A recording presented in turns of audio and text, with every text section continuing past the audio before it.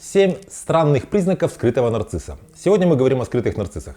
Вкратце напомню, что если грандиозный нарцисс, это такой классический нарцисс, человек, про которого мы, как правило, когда говорим о нарциссе, представляем себе такого человека. Грандиозный нарцисс, он получает нарциссический ресурс от окружающих людей через свою грандиозность, естественно. То есть ему очень важно, чтобы им как-то восхищались, чтобы его хвалили, чтобы им восторгались. Тогда он чувствует себя значимым, у него появляется какое-то чувство такой временной устойчивости. То есть грандиозный нарцисс, он стимулирует близких людей, чтобы они им восхищались. Скрытый нарцисс — это такой человек-жертва. Он получает это подкрепление своей значимости, своего существования через вызывание к себе жалости и какие-то страдания. То есть для скрытого нарцисса очень важно, чтобы вокруг него люди его жалели. Соответственно, такой человек, как правило, это такой человек вроде бы жертва, человек-страдалец. Он не выглядит как такой классический нарцисс. Но сегодня я расскажу вам этих 7 очень странных признаков скрытого нарцисса. И, возможно, вы узнаете очень многих людей, с которыми вы когда-то, возможно, общались. Меня зовут Евгений Масеев, я психиатр и психотерапевт. И сегодня мы говорим о 7 странных таких признаках скрытого нарцисса. Для того, чтобы можно было таких людей узнавать. Если вам эта тема интересна, ставьте лайк под видео, поделитесь им в своих соцсетях, и мы начинаем. И первый признак — это то, что скрытый нарцисс постоянно жертва, он постоянно разыгрывает такую какую-то интерлюдию, чтобы он оказался в конце концов жертвой. Например, этот человек может стараться быть как будто бы полезным формально, в общем, в неуместной какой-то обстановке. Когда вы ему указываете на его неуместность, он, соответственно, обижается и говорит, что вы меня не цените. Грубо говоря, какая-то ваша родственница или знакомая приходит в какое-то совершенно неудобное время и приносит вам, скажем, котлеты. И говорит: я пожарила котлеты и решила, что вам нужно их принести. Предположим, мама может или еще кто-то. Вы говорите, что сейчас неуместно, немножко не ко времени. А вот видите, вы меня не цените, а я готовила, я с утра встала, в 5 утра.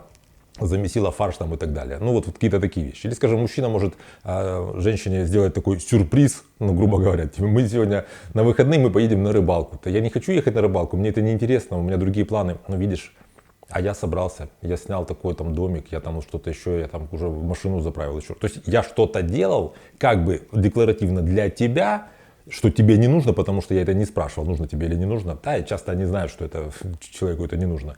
Но я формально же это делал для тебя, а теперь ты, раз ты это не ценишь, значит я такой человек, который просто оскорблен судьбой, жизнью и тобой в частности. Вторую вещь, которую нужно знать о скрытом нарциссе, это то, что он всегда очень контрзависимо, очень как-то бунтарски относится к любым вашим инициативам.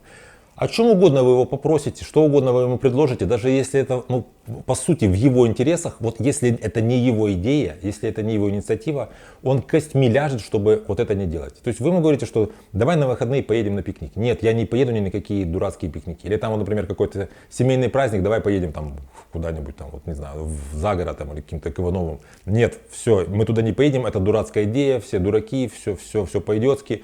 В лучшем случае он может иногда придумывать какую-то свою такую контр-идею, то есть он может взять и предложить: давай лучше мы поедем куда-нибудь. И лучшее, что вы можете вообще сделать, если вы хотите с ним как-то договориться, это сделать так, чтобы у него была эта видимость того, что он что-то предложил, и все делают так, как он говорит. Потому что для скрытого нарцисса, если он понимает, что где-то есть какая-то идея, которую придумал не он, которая по умолчанию, а он же постоянно сравнивает себя со всеми.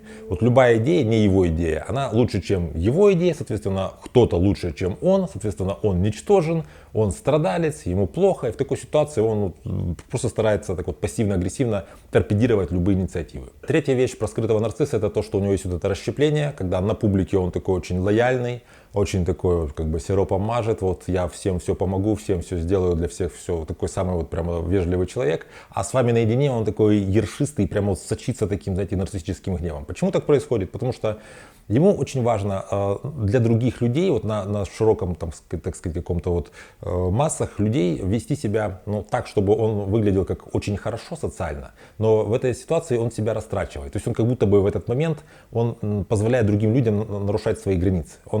Его чего не попроси, он говорит, что я вроде бы это сделаю, я и тем восхищаюсь, и тому я рад, и еще что-то, и никакого мнения свое не высказывает. А чтобы все это как-то отработать, ему нужно вы, то есть близкий человек, с которым он, когда другие люди не видят, он уже начинает проявлять свой этот гнев, какое-то неудовольствие и прочие вещи. То есть получается, что в такой ситуации скрытый нарцисс выбирает близкого человека, как вот единственного человека, который знает таки, какой он на самом деле есть, чтобы на нем, так сказать, оттягиваться, на нем, так сказать, вот выбивать всю свою какую-то эту злость, которую он накапливает в коммуникациях с другими людьми. Четвертая вещь — это то, что скрытый нарцисс, вот у него есть обиды, которые он помнит, вот по какому-то поводу он обиделся на вас, и он эти обиды держит годами, десятилетиями.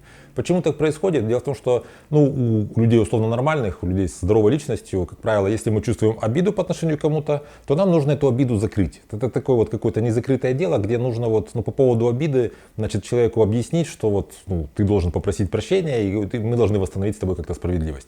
Нарциссу это не важно. Ему очень важно иметь вот эти прецеденты того, что его когда-то обидели, чтобы он мог постоянно, вот мы же помним, что скрытый нарцисс получает нарциссический ресурс через жалость, чтобы в какой-то нужный момент он, так сказать, вытаскивает из-за пазухи вот эту вот какую-то свою обиду и говорит: помнишь, ты мне что-то сказала или что-то сказал, и я вот это вот помню, и вот тогда мне было очень больно, и я до сих пор помню, как мне было обидно, и до сих пор эта обида у меня есть. Для чего это ему необходимо? Потому что вот он жертва, и вы теперь, вам ничего не остается, как в очередной там 100-500 раз спросить у него прощения, даже если вы, возможно, не помните вообще, так сказать, прецедент этой обиды. Скрытый нарцисс скупердяй, это 5-й пункт, то есть он очень много тратит на себя, но мало тратит на подарки, на чаевые, на какие-то, знаете, вещи там где-то, в общем, когда это не на себя.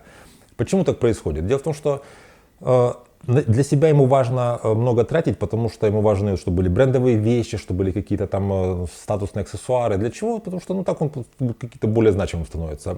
Тратить на других людей ему не так важно, потому что, вот в отличие от грандиозного нарцисса, его основной вот этот вот нарциссический ресурс у скрытого нарцисса — это жалость. А если он будет на других людей много тратить денег, то они будут им больше как-то восхищаться, чем жалеть. А с восхищением ему сложно как-то справиться. Ну и потом, опять же, у него стратегия такая поведения, что я в жизни какой-то вот такой, как бы обиженный судьбой какой-то, несправедливо ко мне отнеслись там в жизни все.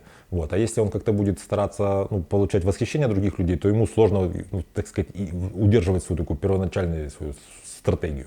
Шестая вещь странная про нарциссов, то, что они, как правило, зеркалят вас. То есть, для грандиозного нарцисса очень важно, чтобы он был ярче всех и затмевал всех. Поскольку у скрытого нарцисса вот эта вот проваленность самооценки, она более выражена, чем у грандиозного нарцисса, то он себя не чувствует, и ему сложно понять, кто он вообще такой, то есть какой образ ему принять. И вы часто можете заметить, что вот скрытый нарцисс, когда вы с ним общаетесь, он вас прямо так вот как бы рассматривает, вот вперился и смотрит. То есть особенно если вы там пришли в какую-то новую вещь, у вас какая-то там вот штука, там что-то статусное или еще что-то, он прям вот исследует, вот он смотрит, а потом вы замечаете, через пару недель он в какую-то такую же похожую себе вещь делает. То есть он становится похожим на вас, потому что таким образом он старается, знаете, что ли, украсть ваш образ, по сути. Это такая штука, и иногда это, знаете, немножко даже как-то вот пугает такое поведение. Но на самом деле это происходит потому, что себя они не чувствуют, своего образа у них никакого нет, и вот они могут у вас просто пытаться как-то вас мимикрировать, как какие-то хамелеоны. И седьмая вещь, которую нарциссы используют, это такое очень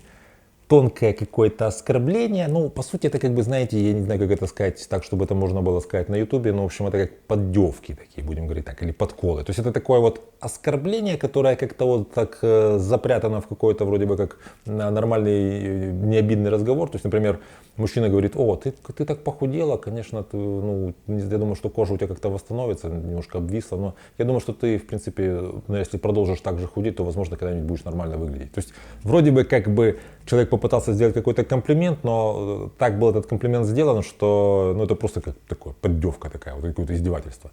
Почему они так себя ведут? Потому что прямо показывать какое-то свое доминирование у них не хватает сил, и вообще это не их стратегия, но при этом часто еще бывает так, что человек может это так сказать, что: о, ты похудела, я вижу, да, конечно, я сама через такое проходила, вот это очень тяжело, потом очень эти растяжки будут, будет тяжело себе как-то восстановить упругость кожи, еще что-то. То есть начинается какой-то вроде бы я немножко и сама жалуюсь, как у меня все было плохо, и ты, в общем-то, все у тебя плохо, и у тебя-то гораздо хуже сейчас, чем у меня было тогда. То есть, понимаете, вот такой попыткой как-то вот вроде как на идеей такой жалости к себе унизить вас. Вот у них это получается как-то взять и скомпилировать. Напишите, пожалуйста, в комментариях, узнали ли вы по этим описаниям каких-то людей, с которыми вам, возможно, приходилось когда-то общаться, или, может быть, сейчас кто-то в вашем кругу общения есть, который нет, да не применет что-нибудь такое вычудить. Напишите, пожалуйста, вот что именно человек делает, потому что такие конкретные описания, они более иллюстративно описывают, собственно, поведение скрытого нарцисса. Потому что если мы, в целом говорим, что вот скрытый нарцисс бывает упертым, и вот он никогда не соглашается на ваши какие-то предложения, это одна ситуация. А если вы какой-то пример переведете, то это просто будет как-то интереснее и понятнее. Если вам эта тема кажется интересной, видео понравилось, ставьте лайк, пожалуйста, я вас прошу, мне будет это очень важно. Поделитесь этим видео в своих соцсетях, подпишитесь на мой канал, если вы еще не подписались. Берегите себя и своих близких, и до встречи в следующих выпусках.